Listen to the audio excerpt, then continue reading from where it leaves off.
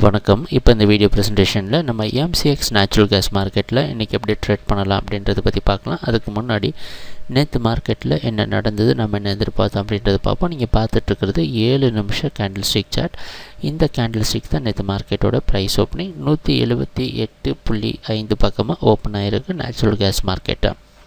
நம்ம என்ன எதிர்பார்த்தோம் அப்படின்னா 178க்கு மேலே ப்ரைஸ் ஓப்பன் ஆகி இல்லை அதுக்கு மேலே ட்ரேட் ஆச்சு அப்படின்னா மார்க்கெட் அப் ட்ரெண்டுக்கு சாதகமாக இருக்கும்னு எதிர்பார்த்தோம்.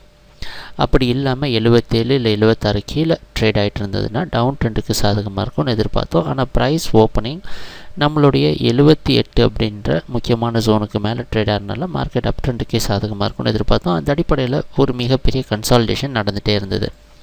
இறுதியாக மார்க்கெட் 78க்கு மேலே ஸ்ட்ராங்காக போய் 182 அப்படின்ற அடுத்த டார்கெட்டை ரீச் பண்ணது மட்டும் இல்லாமல் அதையும் ஒரு சப்போர்ட்டாக மாற்றுறதுக்கு முயற்சி செஞ்சு இறுதியாக 181.8 அப்படின்ற இடத்துல க்ளோஸ் ஆகிருக்கு.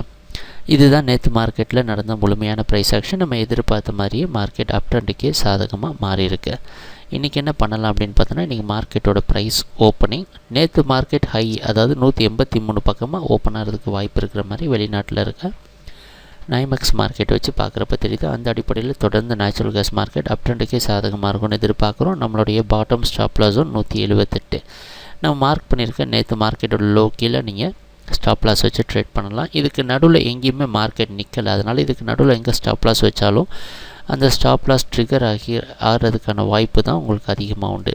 நம்ம எதிர்பார்க்குற அடுத்த டார்கெட் 186.